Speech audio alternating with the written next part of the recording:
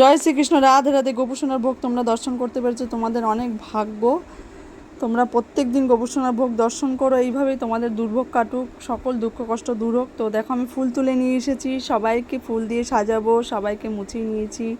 তো দেখো আমি সবাইকে ফুল দিয়ে কত সুন্দর সাজিয়েছি। জগন্নাথ দেবকে জয় জগন্নাথ, হে জগতের নাথ, তিনি তো আমাদের সকল কষ্ট দুঃখ হরণ করেন। এবার দেখো গোপাল সোনাকে আমি স্নান করাবো, গোপাল সোনাকে একটু আদর করছি, সোনামোনাকে।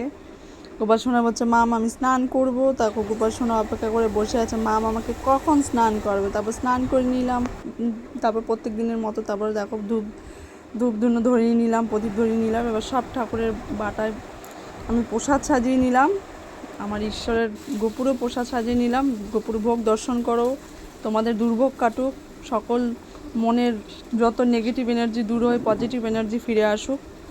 দেখো আমি রাধারানীকে খাইয়ে দিচ্ছি, আমার শ্রীকৃষ্ণকে খাইয়ে দিচ্ছি, গোপুসোনাকে খাইয়ে দিলাম, এবং আমার জগন্নাথ দেবকে খাইয়ে দিচ্ছি, সুভদ্রা দেবকে খাইয়ে দিচ্ছি, এরপর বলরাম দেবকে খাইয়ে দিচ্ছি। তোমাদের অনেক ভাগ্য, তোমরা ভোগ দর্শন করতে পেরেছো।